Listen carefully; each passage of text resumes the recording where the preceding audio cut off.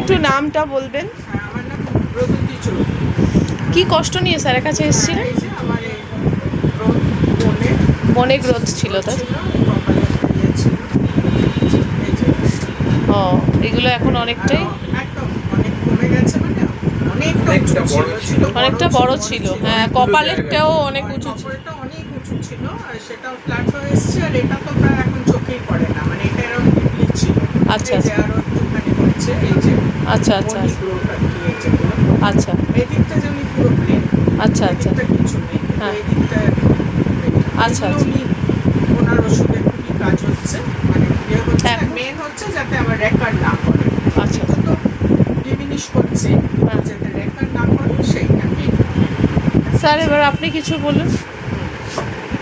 আমি আগে এরকম ধরনের কেসগুলো আজকে থেকে প্রায় 48 বছর 45 বছর প্র্যাকটিস হয়ে গেল, এরকম ধরনের কেসগুলো কিন্তু আমি দেখিও নি কমতে, এবং আমি সারাতেও পারি। মানে মোটামুটি হোমিওপ্যাথি যেভাবে করা হতো সেইভাবে নিয়ম মেনে করতাম, কিন্তু আমি কিনাকেও বলে দিয়েছিলাম যে মাথারটা আমি সারাতে পারবো না। এটা হার্ড ফনি growth, dead growth, one sided disease, আর বড় কোনো প্রবলেম নেই। সেগুলো প্র্যাকটিক্যালি হ্যানিম্যান বলে গেছিলেন যে সেগুলো সারানো খুব শক্ত। তার কারণ হচ্ছে এর কোনো প্যাথোলজি নেই, এটা ক্যান্সার নয় বা কিছু নয়। কিন্তু এই 15 বছরে এই মাইক্রো ইমিউনোজেনেটিক্স, মানে ছোটোবেলা থেকে সিমটম নিয়ে আমি বলছি কীরকমভাবে নিলাম, এবং এই মেডিসিনটা কীভাবে দেওয়া যেতে পারে এবং রোগী সারতে পারে। ছোটোবেলা থেকে ভেরি পাংচুয়াল, আমি সেই জন্য দিলাম অ্যাংজাইটি টাইম সেট সিন। নেক্সট হচ্ছে নেচার লাভার। এখন কি করে হঠাৎ এতে ঢুকলাম সেটা বিরাট ব্যাপার, কিন্তু ঢুকতে পারলে কি হবে। হঠাৎ করে এখন বলতে পারে যে আপনি ঢুকলেন কেন, এতগুলো মেডিসিন থাকা সত্ত্বেও। তার মানে আমি আরও অনেক সিমটমস দিলাম। Nature loves.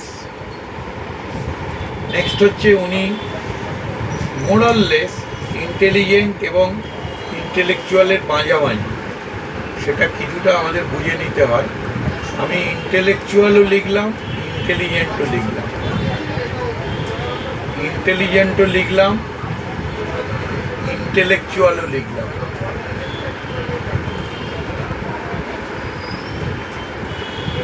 ইন্টেলেকচুয়াল, এটা কম্পিউটারে ফোকাস করো, হ্যাঁ ভালো করে ফোকাস করো।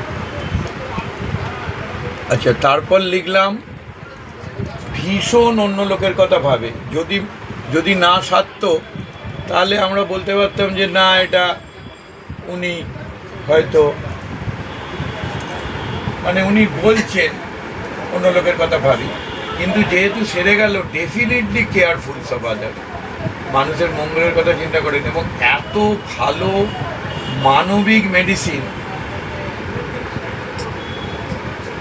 যেটা আমরা শিখেছি কিনা আমরা জানি না, আমি শিখেছি এত ভালো মানবিক মেডিসিন কিন্তু নেই।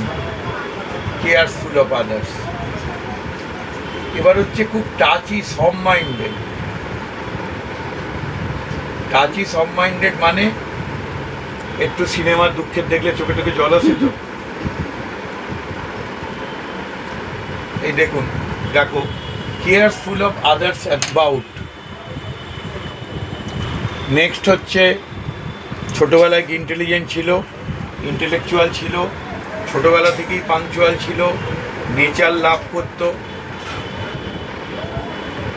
Horrible things and sad stories affected অনেক আছে, মিনিমাম 40-50টা আছে তো 2000, আমি আর কটা জানি, হয়তো 20টা জানি।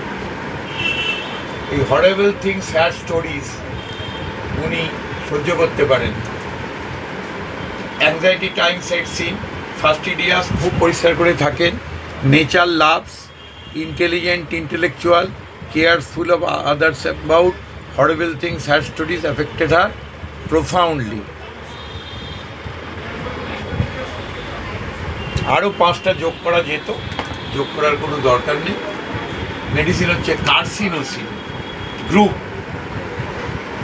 কার্সিনোসিন মেডিসিন আগে ক্যালকেরিয়া ফ্লোর বা এইসব মেডিসিন দিতাম, কিন্তু আমি জানি না যে এই মেডিসিন এই রোগে ঠিকঠাক মতো হয়তো দেয়া হয়েছে কি না, হয়তো কেউ কেউ দিয়েছে, কিন্তু রেজাল্টটা কি হলো সেই কিন্তু ছোটবেলা থেকে তার ক্যারেক্টার নেওয়া হলো। সেফ এই যে কার্সিনোসিন 1M দিয়েছিলাম, তার সঙ্গে সেন্টিসিমাল, রিউব্রাম, রেডিয়াম ব্রোমাইড, নিলিনাম, রুব্রাম। তারপরে ওনার একটা কর্ন আছে এবং উনি রোগা হয়ে যাচ্ছিলেন, র্যাপিড কিম্যাসিয়েশন, 13 কেজি ওজন কমে গেছিল, সেটার মেডিসিন প্রথমবারে দিইনি, এই গ্রুপেরই মেডিসিন দেওয়া হলো, তাতে অবভিয়াসলি কিছুটা ওজন বাড়লো। তার সঙ্গে কর্ন আছে এবং তার সঙ্গে পাইলস হয়েছে। এই মেডিসিনেই সব কটা সেরে যাবে।